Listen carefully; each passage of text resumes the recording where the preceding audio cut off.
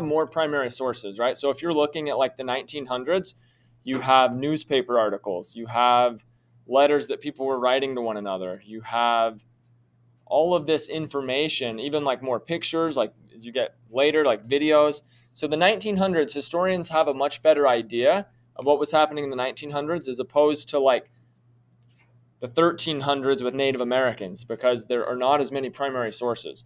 When historians have a lot of primary sources, they can narrow in and have a really, really good idea of what was happening at that time, right? So having a lot of primary sources is really valuable. Think about what we have in our day and age and what will be considered primary sources. Do you think like social media accounts will be viewed as primary sources? Memes? Yes, the answer to that is yes. Future historians are going to be able to look and be like, look at the memes that were being shared in 2025 and how many likes they had on social media, and that indicates what was like popular at that time. That indicates what people believed at that time. Okay, so primary sources help us to understand what was going on in a time period. Okay, secondary sources. So secondary sources, these are more like it's from someone later on that's going back and maybe writing about an event, or maybe there's pictures,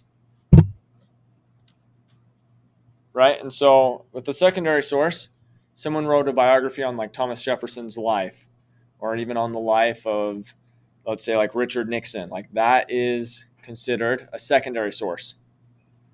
If it's someone who was not there at that time, that's a secondary source. Okay, history books are secondary sources.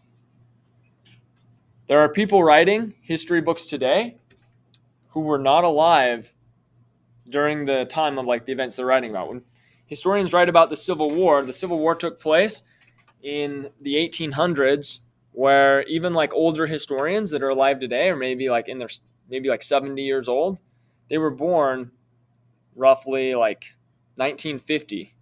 So they were born like 100 years after the Civil War, but they're still writing on it because they read other secondary sources and they're looking at primary sources. So historians use a combination of primary sources and secondary sources to know what's going on.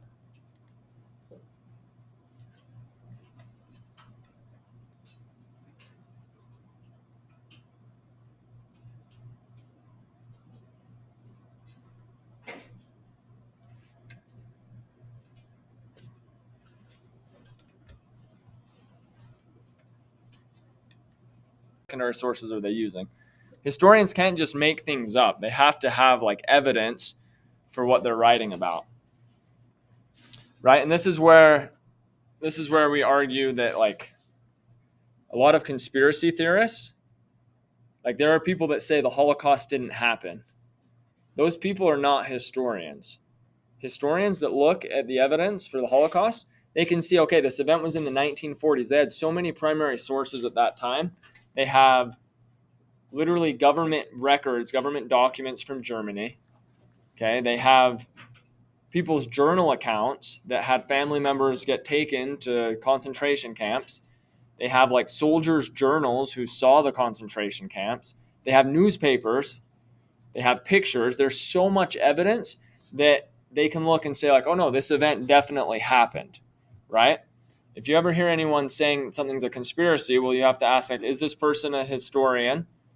What do the historians say? Because if you look at master's degree, PhD historians, none of them are saying that the Holocaust didn't happen, right?